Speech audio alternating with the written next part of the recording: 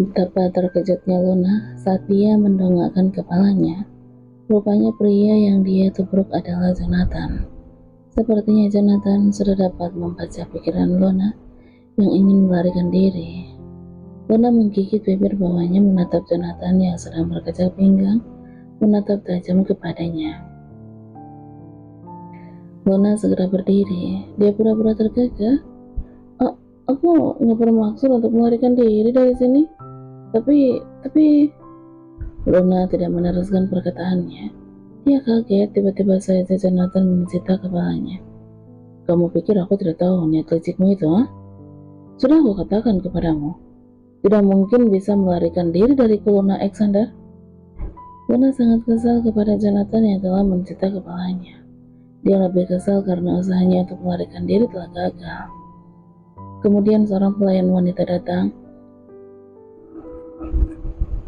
memberikan paper bag yang berisikan pakaian untuk Luna. "Ini pakaiannya, Tuan, yang Tuan pesan." Jonathan melirik kedua orang bodyguardnya untuk membawa semua paper bag tersebut. "Masukkan semua paper bag itu ke dalam mobil." "Baik, Tuan." Sepertinya Jonathan telah lupa bahwa yang dibutuhkan oleh wanita bukan hanya pakaian, seperti rok, gaun, kaos, dan celana jeans saja. Tapi wanita juga membutuhkan pakaian dalam, seperti bra dan celana dalam.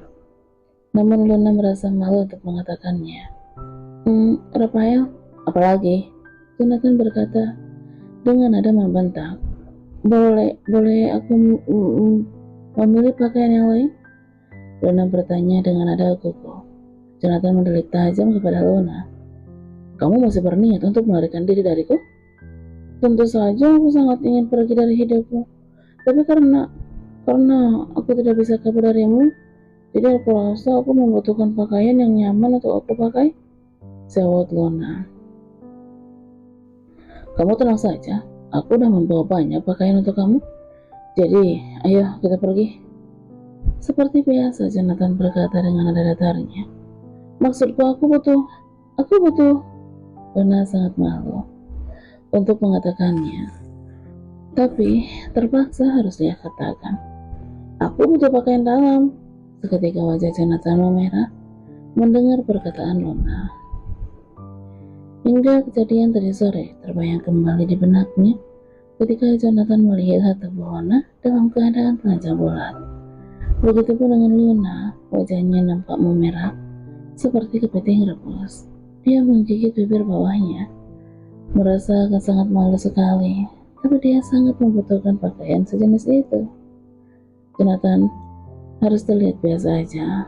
Luna tidak boleh tahu sampai sekarang Jonathan belum bisa melupakan bagaimana indahnya tubuh istrinya itu. Kemudian Jonathan menyuruh seorang kepala pelayan di mall itu.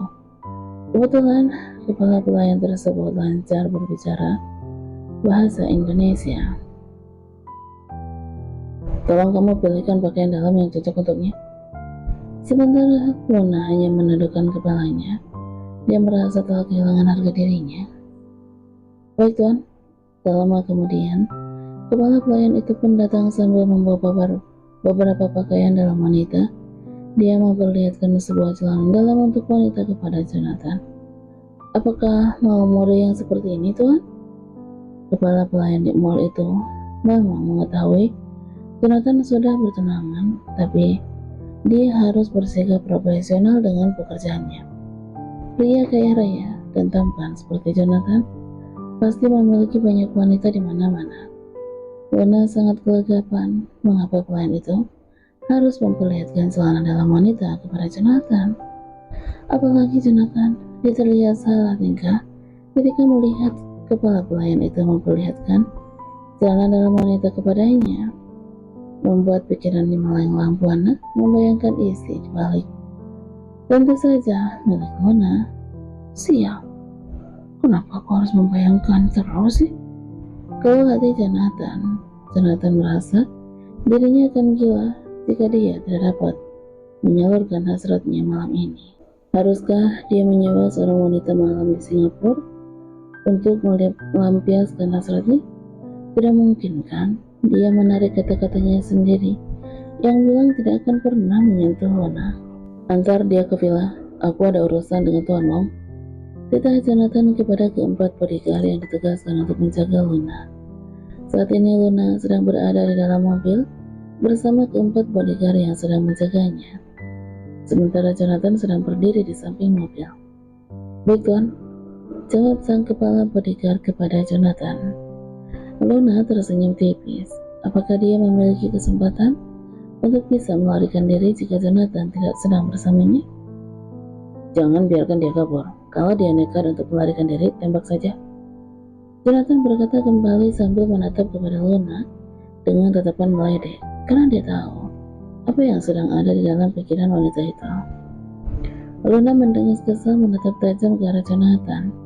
Mengapa dia harus bertemu dengan pria sekejam Jonathan? Baik Tuan, akan kami laksanakan, ucap keempat bodyguard yang ada di sana hampir bersamaan. Jonathan pun menganggukkan kepalanya. Dia segera masuk ke dalam mobil yang satu lagi. Kemudian dia menyuruh sopir pribadinya untuk segera menjalankan mobilnya. Cepat jalan. Tuan. Rupanya malam ini Jonathan pergi ke klub malam milik Tuan Long untuk membicarakan bisnis ilegal yang telah mereka sepakati. Di klub malam tersebut terdapat banyak orang yang sangat menikmati alunan musik yang dibawakan oleh disc jockey yang menggema memenuhi di setiap sudut ruangan yang ada di klub malam tersebut, dan sinar lampu disco yang menyinari seluruh ruangan. Apalagi di sana ada penari erotis yang sang wanita malam menari dengan begitu menggoda dengan hanya mengenakan pakaian kekurangan bahan saja. Saat ini Jonathan sedang bersama Tuan Long di ruangan pemilik klub malam itu. Terlihat Tuan Long yang sedang memeluk mesra dua wanita malam yang sedang duduk menghimpitnya. Kemudian Tuan Long tak malu untuk menciumnya. Sementara Jonathan, dia lebih memilih untuk menikmati rokok yang sangat membuatnya candu. Jonathan menyesap rokok tersebut. Kemudian mulutnya mengeluarkan asap yang mengepul. Seorang wanita malam yang sedang duduk di sampingnya, dia anggurkan begitu saja. Apa wanita di sampingmu itu tidak membuatmu tertarik, Tuan Rafael? Apa Tuan mau saya panggilkan banyak wanita lagi untuk Tuan pilih? Tanya Tuan Long kepada Jonathan. Begitu melihat Jonathan menganggurkan wanita malam seperti jamuan darinya. Sebagai jamuan darinya. Tidak perlu, saya datang ke sini untuk membicarakan bisnis kita. Setelah berkata seperti itu, Jonathan menepukkan kedua tangannya. Kemudian muncul 5 orang anggota klan Lucifer sambil membawakan koper. Ada sebanyak 10 koper yang mereka bawa. Kemudian Jonathan membuka satu koper untuk memperlihatkan senjata api yang telah dipesan oleh Tuan Long. Tuan Long tertawa kecil. Terima kasih Tuan Rafael, rupanya senjata api pesanan saya telah sampai dengan begitu cepat. Anda memang tidak pernah mengecewakan saya. Kemudian Tuan Long segera berdiri. Dia bergerak mendekati lemari. Rupanya di dalam lemari tersebut terdapat 10 koper yang berisikan uang. Tuan Long membawa 10 koper berisikan uang ke atas meja satu persatu.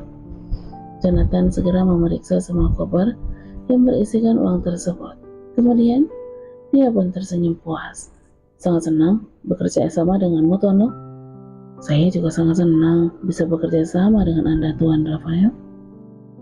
Jonathan pun melirik seorang wanita malam bernama Maureen yang sedang duduk di sampingnya. Jujur saja, malam ini dia bisa gila jika harus bertemu dengan Luna kembali.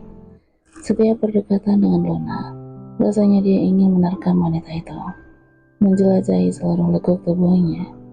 Sungguh, Jonathan tidak sudi jika harus menyentuh seorang wanita yang sangat dia benci itu. Lebih baik dia menyewa wanita malam daripada harus menyentuh Luna. Aku akan menyewanya untuk malam ini. Malam ini Jonathan tidak dapat menahan diri. Dia membutuhkan seorang wanita untuk dijadikan pelampiasan. Gara-gara dia tidak bisa melupakan bagaimana indahnya tubuh Luna. Sementara itu malam ini Luna sedang berada di sebuah villa milik Jonathan yang berada di Marina Bay. Pemandangan di sana sungguh indah, tapi Luna sama sekali tidak dapat menikmatinya. Saat ini, dia sedang memikirkan bagaimana caranya untuk bisa melarikan diri dari sana. Luna memperhatikan semua anak buahnya Jonathan yang sedang menjaga villa. Jumlahnya cukup banyak dan masing-masing membawa senjata api. Rasanya sangat sulit untuk melarikan diri dari sana. Yang ada dia akan ditembak mati. Luna memicingkan matanya saat melihat dari balik jendela villa. Dia melihat Jonathan turun dari mobil sambil membawa seorang wanita. Rupanya dia sering bermain perempuan, ucap wanita itu dengan nada kesal. Tidak lama kemudian, Jonathan pun masuk ke dalam villa. Terlihat Maureen yang sedang berjalan mengekori Jonathan dengan penampilannya yang sangat seksi. Jonathan menghentikan langkahnya begitu melihat Luna yang sedang berdiri di dekat jendela villa. Kemudian Maureen merangkul Jonathan dengan nada manja dan menggoda. Apa kita akan langsung pergi ke kamar, Tuan? Aku siap melayanimu dengan sepenuh hati. Jonathan pun membalas rangkulan Maureen. Dia ingin memperlihatkan kemesraannya di depan Luna. Kamu suka minuman apa? Tanyanya kepada Maureen. Jus strawberry, Tuan, jawab Maureen sambil merangkul manja pada tubuh Jonathan. Kemudian dia mendelik tajam pada Luna. Cepat, buatkan jus strawberry untuk kami. Nanti kamu antar jusnya ke kamarku. Aku tidak mau. Luna langsung menolak apa yang disuruh oleh Jonathan. Kamu berani melawanku? Apa kamu mau aku menghukummu? Jonathan mengatakannya dengan nada membentak. Luna mengepalkan tangannya. Dia menatap dengan penuh rasa kekesalan kepada Jonathan dan Maureen. Dia pun terpaksa harus menuruti perintah pria kejam itu. Setelah selesai membuatkan jus strawberry untuk Maureen dan Jonathan, Luna pun mengantarkan minuman tersebut ke kamar milik Jonathan. Luna berdecak kesal melihat Jonathan yang sedang duduk di pinggiran ranjang dengan mengenakan piyamanya. Sementara Maureen udah mengenakan lingerie yang sangat seksi. Ini minumannya, Tuan, ucap Luna dengan nada ketus. Dia menyimpan 2 gelas jus strawberry di atas nakas.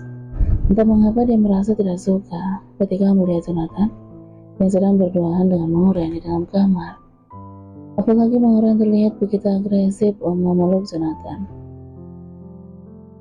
Jonathan tidak berkata sepatah kata pun. Dia hanya diam, memperhatikan punggung Luna yang sedang keluar dari kamar. Kemudian dia pun menghela nafas dengan berat. Apakah kita harus memulainya sekarang, Tuan? Tanya Maureen kepada Jonathan. Sungguh, Maureen merasa menjadi wanita yang paling beruntung karena dia sebentar lagi akan berada di bawah pungkungan sang pewaris dari Wilson Group itu. Seseorang pria yang sangat tampan dan begitu mempesona, ditambah dengan postur tubuhnya yang sangat gagah dan menggoda. Maureen pun segera melepaskan lingerie yang dia pakai. Jonathan masih diam. Dia memperhatikan Maureen yang mulai menali riir di depannya. Jonathan merasa matanya sedang bermasalah. Padahal saat ini dia sedang bersama Maureen. Tapi mengapa pikirannya terus saja tertuju kepada Luna?